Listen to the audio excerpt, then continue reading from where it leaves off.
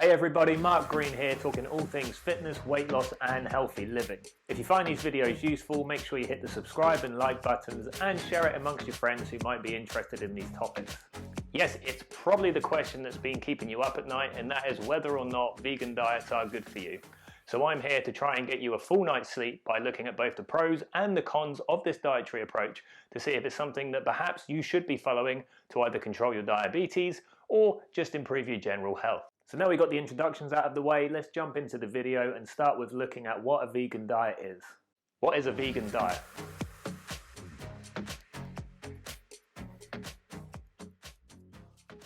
A vegan diet is when you don't eat or drink anything that comes from animals. That means no meat, dairy, fish, eggs, or anything that could be considered from an animal. Therefore, people following the diet rely on alternative sources for their nutrition, which basically means plant-based foods, and that's why a vegan diet is also called a plant-based diet. This means the diet is mostly made up of carbohydrates like starchy foods, vegetables and fruits, beans, pulses, lentils, or any meat alternatives or alternatives to dairy. So that's what a vegan diet is, so let's have a look at some of the benefits.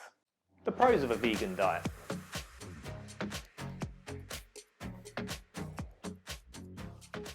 One of the major benefits of following a vegan diet is that these plant-based foods tend to be very low in calories and in fat.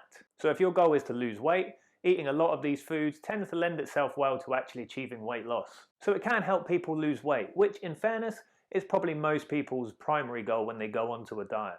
If you're eating a lot of fruit and vegetables, beans, pulses, lentils and whole grain starchy carbohydrates, your diet's going to be high in fibre. So a vegan diet can also increase your fibre intake, which is a good thing.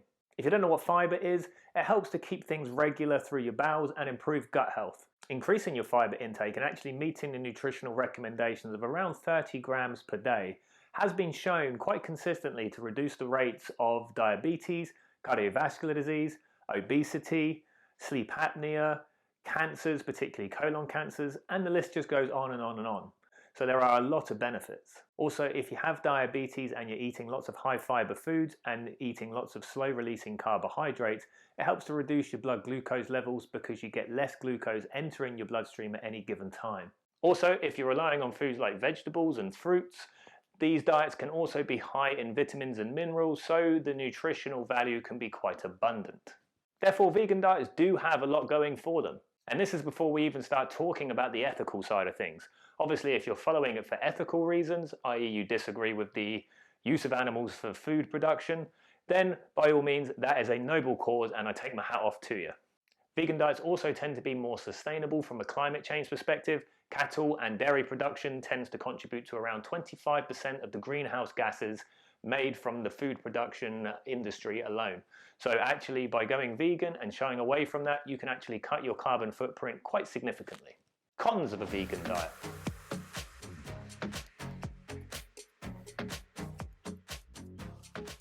Unfortunately, whenever we speak about diets, we tend to have a very narrow focus, and that narrow focus tends to be weight loss. So yes, people can lose weight on a vegan diet, but as a dietitian, we tend to be more holistic and look at diets from an overall perspective, i.e. are you getting from it what you need? Now, of course, there's a good cause not to be eating animal products. However, there is a lot of nutrition from these types of food. So perhaps actually just looking at those nutrients and seeing what a vegan diet might be deficient in and ways around that could be a good idea just to give you a balanced view. So let's take a look now. Vitamin B12.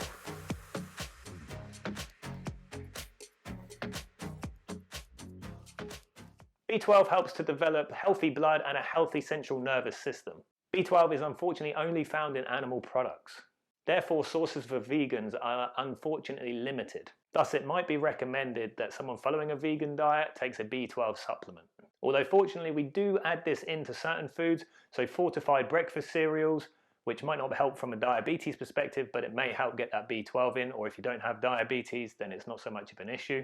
Fortified soya drinks can also have B12 added to them. And of course, yeast extracts like Marmite and Vegemite are very high in B12, but you either love them or you hate them. Calcium.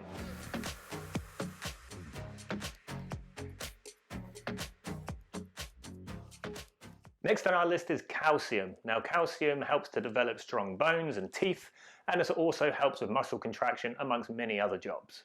Now, dairy products are by far and away our best source of calcium. So basically we mean milk and also yogurt and cheese, which obviously come from cows and cattle. So on a vegan diet, these are no-goes. There are alternatives though, things like soya milk and almond milk or nut milk, any form of that can be used as an easy replacement, but you just need to make sure that it is supplemented or fortified with calcium to ensure that you're getting the adequate amount of calcium in your diet. You can get it in other places as well, like fish with bones in it, beans, leafy green vegetables, dried fruits, a little bit in brown and white breads, and interestingly, orange juice tends to be a pretty good source of calcium. Of course, again, looking at it from a diabetes perspective, some of those foods might not be the best thing from a blood glucose side of things. Things like dried fruits or juice or white bread may cause your blood glucose to spike, and therefore they're probably best kept to a minimum. Iron.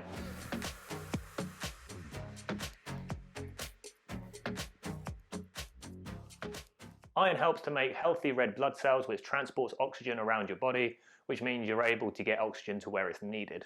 If you're deficient in iron, you might find you become quite lethargic or breathless. Iron's found in two sources. You have heme, which is your better absorbed source, which comes from meat, primarily red meat, and you also have your non-heme, which is less easily absorbed, which is the type you're going to be following or eating in a vegan diet. So these are your plant-based and alternative sources. Because they're not so very well absorbed, meeting your iron requirements as a vegan can be quite difficult even if you're eating the right amount. Non-meat sources include things like fortified cereals and bread, dark leafy green vegetables such as spinach, broccoli and spring greens, beans, nuts and seeds tend to be a good source. In fact, sesame seeds are a particularly good source. Dried fruits, fortified eggs, and weirdly, steamed tofu, if you can tolerate tofu. Not for me. Again, from a diabetes perspective, go easy on the dried fruit and the white grains and cereals as they can increase the blood glucose levels. I sound like a broken record, but these are the types of foods that may cause a spike if you have type 2 diabetes in particular. The other thing you can do is have a rich source of vitamin C alongside any meal that you're having to get your iron intake. Vitamin C helps the absorption of iron, particularly these non-heme sources. So having a citrus fruit after your meal, a small glass of orange juice, or if you have diabetes, even tomato juice, can just help that absorption and get the iron to where it needs to go. Lastly, if you're a bit of a tea fiend, drinking tea, particularly around those meal times, can hinder the absorption of iron. So if you're on a vegan diet, it's probably best to put the caffeine down and avoid the tea for at least a couple of hours after your meal. Iodine.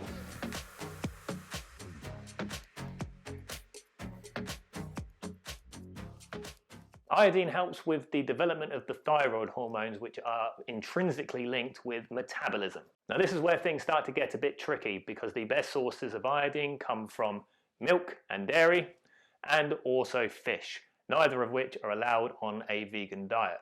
In fact, the only natural source outside of those things is seaweed. So unless you want to go swimming with the fishes, it's probably best that you invest in a multivitamin or an iodine supplement to just replace what you might be missing in the diet.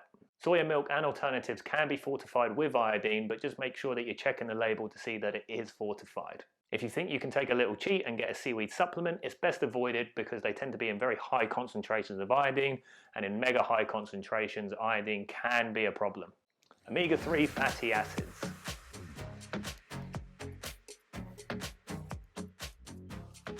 So omega-3 and omega-6 fatty acids are your essential fatty acids. Your body needs them from the diet. It can't make these themselves, so it has to eat them. So that sounds weird, has to eat them. So you have to eat them to give your body these nutrients. Now what these help to do is reduce inflammation, improve cardiovascular health, and they're kind of intrinsically linked with that Mediterranean sort of diet. So if you can kind of relate to that, then the best sources are fish oils, nuts, seeds, oils. I'm sure I'm missing some out, but those types of foods. Avocado, they're hot right now. So avocados, so those sort of good fats essentially. Now, fish is by far and away the best source of all of these, and it's because the conversion from the fish into what it needs to be in the body is the best and most smooth transition from fish to body there can be. But you can get it from those other sources like oils, olive oils, rapeseed oils, nuts, avocados, amongst some other sources. So it's not impossible, but it is a consideration, particularly if you don't like nuts and particularly if you don't like the other sources, in which case you may need to consider a supplement, but there's still not much evidence to show whether or not this is actually effective, and it's definitely not as effective as getting it through the diet. Zinc.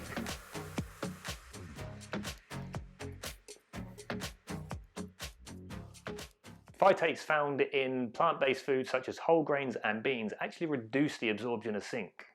Now these foods can be quite high in a vegan-based diet, so actually you can find that zinc levels start to decline. Good sources of zinc usually are meat, fish and dairy products, so once again a big no-no. But we can compensate. Fermented soya, rinsed miso beans, so you can wash off the phytates, which will help increase the zinc absorption. Whole grains, nuts, seeds, and some fortified breakfast cereals can be good sources of zinc. So you can get your zinc intake, but it's also thinking about what may block the absorption. Protein.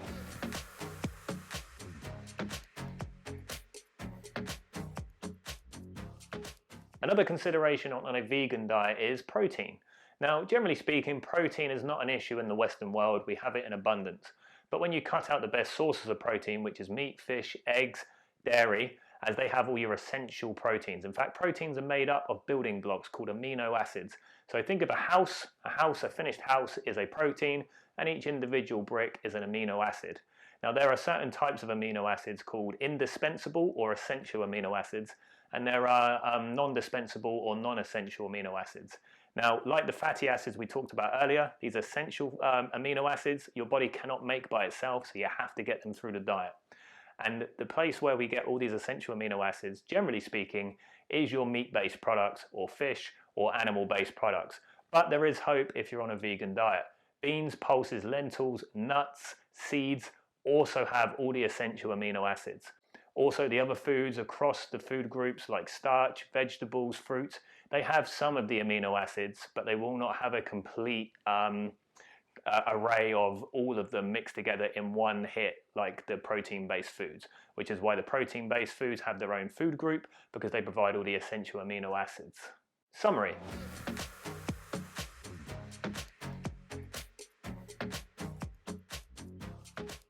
So there you have it, guys. I hope that's given you a complete overview of vegan diets. And as I say, there are pros and cons, and I've tried to give you a very balanced view of this. Now, if you're following a vegan diet for moral or ethical reasons, then that's fantastic. And as I said before, I take my hat off to you. But if you're just following it on the blind faith that you've gone plant-based and therefore you're suddenly going to be healthier, there's more to the picture. You need to consider what you're doing and actually plan it out a little bit to make sure you're not developing nutritional deficiencies.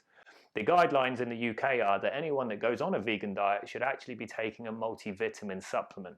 And that's just to make sure that you're getting everything that you need, because it can be quite difficult. And actually, just from anecdotal experience, when I see patients in clinic and I actually do get access to their blood work, I do see that they can be deficient in B12, iron, and any other blood markers that we might be testing for that I previously mentioned. Of course, on the flip side, there are many benefits, and people that do follow it can lower their blood cholesterol, improve their health, reduce their risk of disease like cardiovascular disease, diabetes, cancers. So there is a lot going for it, not to mention its effect on your overall carbon footprint and the fact that you're looking after the animals, which is lovely. Okay, so we'll leave it there, guys. If you found this video useful, make sure you hit the like and subscribe button if you're watching on YouTube, and even turn on notifications if you want to see more of my mug. If you're watching on the website, then navigate the other posts, check out the programs and consultancy pages if you're looking for a further helping hand to further improve your health.